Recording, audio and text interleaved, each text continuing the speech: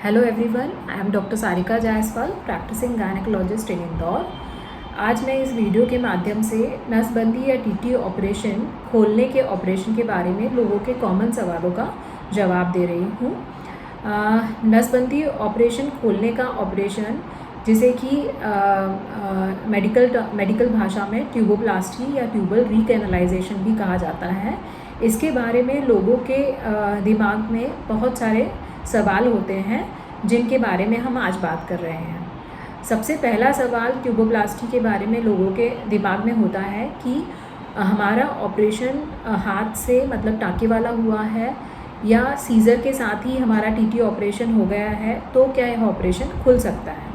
तो इसका जवाब यह है कि हाथ वाला ऑपरेशन और दूरबीन वाला नसबंदी का ऑपरेशन, दोनों ही ऑपरेशन खोले जा सकते हैं। हाथ वाले ऑपरेशन में फैलोपियन ट्यूब का एक बड़ा हिस्सा काटा जाता है, जिसकी वजह से फाइनल ट्यूब की लेंथ ऑपरेशन खोलने के बाद ही पता चलती है। नेक्स्ट कॉमन क्वेश्चन होता है कि इस ऑपरेशन में खर्च कितना होता है। यदि पेशेंट को और कोई मेडिकल इलनेस मतलब कि ब्लड प्रेशर, शुगर या हार्ट डिजीज़, ऐसी कोई गंभीर बीमारी नहीं है, तो इस ऑपरेशन में मोटा 35 से 40 हज़ार का खर्चा होता है।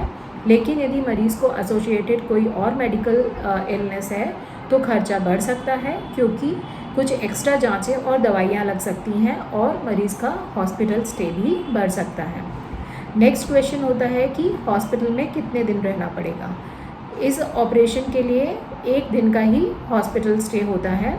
यदि पेशेंट इंदौर से है तो उसे सेम डे भी डिस्चार्ज किया जा सकता है, लेकिन यदि पेशेंट इंदौर के बाहर का है तो हम उसे नेक्स्ट डे डिस्चार्ज कर सकते हैं।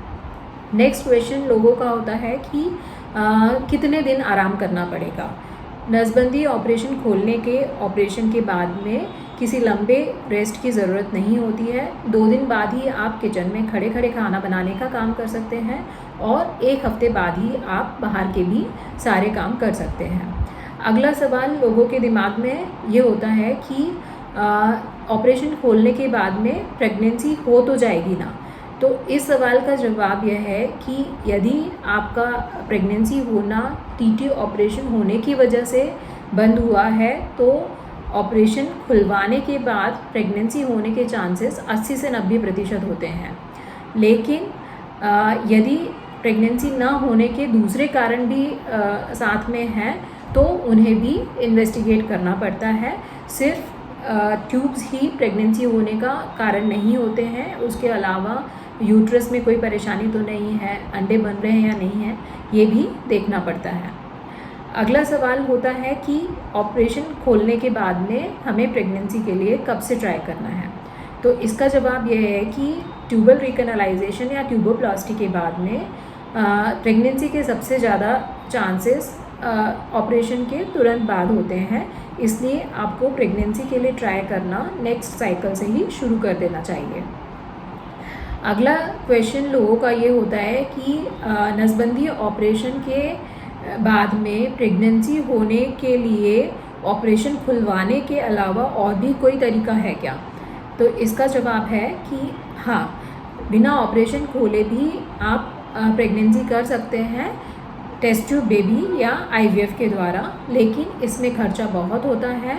एक साइकिल में 2 से 2.5 लाख का खर्चा होता है और इसमें हाई डोज में हार्मोन्स दिए जाते हैं, जिसके काफ़ी साइड इफ़ेक्ट्स भी होते हैं।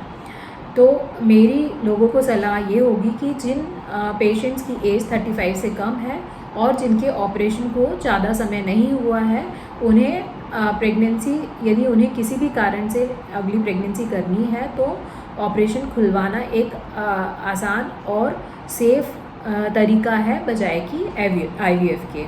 Thank you.